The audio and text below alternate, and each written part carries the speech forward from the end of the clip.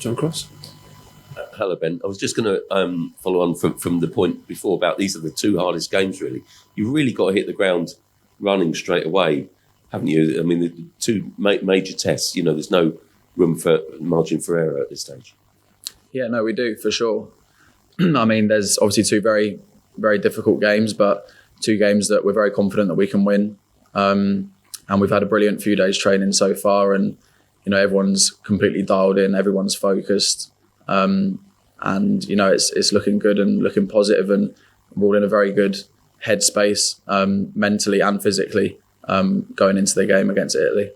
Did a lot of positive feedback come out of that meeting? The sort of kind of, tried to sort of kind of call it inquest, but you know what I mean? Sort of kind of a lot of feedback. A lot of players must have said a lot, after the World Cup. The meeting you've had this week.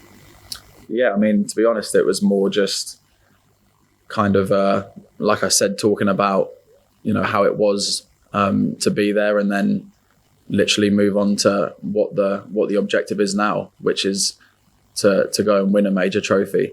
We've got so close to doing that, but the next step now, which of course everyone wants, is to now go and win one of those trophies. And that's where our heads are at, and that's what we're focused on. Hi Ben, good to see you again. You were talking there about mentally and physically improving yourself, and you spoke a lot about the mental side, but physically, I was looking at your record and you didn't really have any injuries at Leicester at all, and then you kind of had two sort of big ones in a row. Mm-hmm. What did you look at physically, and have you changed anything about your preparation, or were the injuries just sort of bad luck sort of thing? I think the injuries were bad luck. I mean, the ACL one was a freak, kind of gone in for a tackle or to win the ball and just landed bizarrely, which obviously happens. And then the hamstring, I was actually told by the doctor at Chelsea that when you come back from an ACL, it's pretty common that you pick up a muscle injury. And of course that then happened. So, I wouldn't say it was something that I needed to change in myself physically, because I've always worked very hard in the gym and on the pitch to make sure that, I'm in the best physical condition that I can be in. I think it was more just about, working hard in the gym and making sure that when I did come back, I was, as physically strong as I was before the injuries. Do you think you're over it now? I'd like to hope so, yeah. Yeah. And with the physical preparation, it seems to come naturally to you as well, because weren't you a cross-country runner back in the day, and like you did all the sports, you weren't just a footballer, you did cricket as well. I've seen you with Kevin Peterson. Yeah. It was something my dad was very keen on me to, play all the sports when I was younger. I love sport, football in particular, but there's a lot of other sports I love. I love watching a lot of other sports on TV. And growing up, I also loved competing in everything that I got the opportunity to compete in. So, of course, I really enjoy playing the other sports, and I think it's actually put me in pretty good stead with my football as well, being able to take different things from each sport and bring them into this. Could I just ask you, Jorginho's actually star player. He's been a huge figure in the dressing room that you've been in for a while. What does he sort of bring to a dressing room, and what do you sort of miss, and what sort of challenge is he? I mean, obviously, we all know on the pitch what a brilliant player he is. The way that he likes to control matches to his tempo, to speed it up, slow it down, to suit him and to suit the teams that he plays for. But I think also, what myself as someone who shared a dressing room with him, I know what he brings to the team away from the pitch, and that is, he's a leader. He's one of the vocal ones in the dressing room. He gets everyone going for games.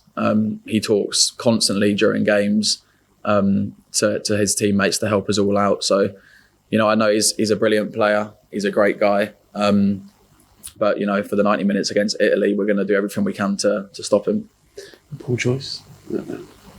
You spoke about trying to channel positives from missing out on the World Cup. What were the things that you focused on? What were the positives that you tried to take out of that situation?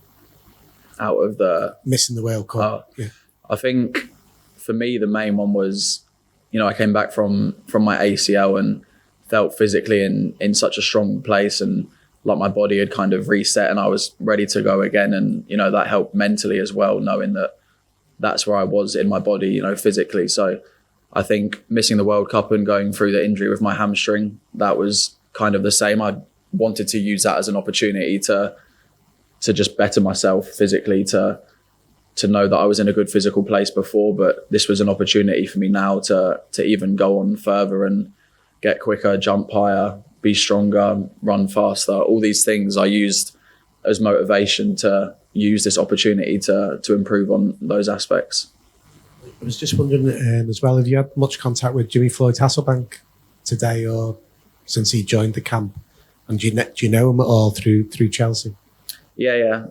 He was in the meeting this morning and he was on the training pitch with us today. And yeah, really, really good to have him with us. Obviously a very vastly experienced player who's played, you know, a lot of big games in the Premier League and, you know, especially for Chelsea. That's what I know about. And yeah, I've seen him a lot at Chelsea games and he's a great guy, and on and off the pitch, he's a great guy, and, you know, we're very lucky to have him here with us. We'll go Matt Dunn next and then finish with Daniel.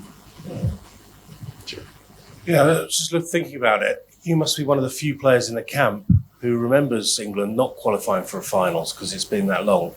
Do you kind of have to remind the players that it is a jeopardy situation, that we do have to do it? Because it must be taken for granted by a certain section of the younger players.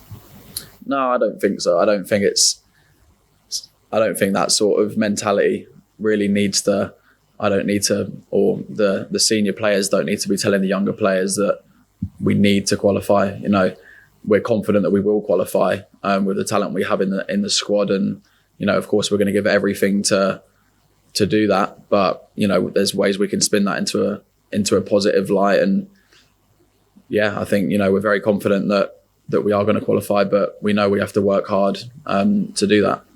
And on a completely separate thing, you just mentioned about losing your roommate. What happens when that happens at a club? Do you have to go find another one, or do you get allocated one? And is it a difficult thing personally? My roommate? You said you room with Jorginho. Do you not? No. I made that up then. Yeah. Did anyone else hear me say that? Maybe I did. Here's Pedro. No. Yeah. We'll finish with Daniel's story. I don't know if you saw, Ben, but there was some issues in Naples last week with some supporter violence with Frankfurt fans and Napoli fans. I just wondered if you've got any family or friends going to the game and whether you've had to talk to them about making sure they're safe and looking after themselves. Yeah, I do. I've got friends and family going out there, and I think the main thing is, you know, making sure that everyone, you know, friends, family, supporters, whoever's going out there feels safe, and also that the Italian fans also feel safe. It's just equally important, of course. So, you know, that's the main thing that we have to take from this, is that everyone who goes to the game ultimately does feel safe. Do players within the squad kind of talk to each other and sort of talk about what your family doing? What have they thought about to try and stay safe? Do you kind of work together on that? Yeah, I mean, of course, you know, we work together on that. You know, I wasn't at the World Cup, but it was something I know that all the families, you know, got a lot closer through that experience, and all shared hotels, for example. So, you know, I'm sure that'll be conversations that are had over the next few days. Cheers, thanks. Thanks all. No, better wrap it up there. Sorry, Matt. All finished, guys. Thanks for today. Cheers. Thank you, guys. Cheers.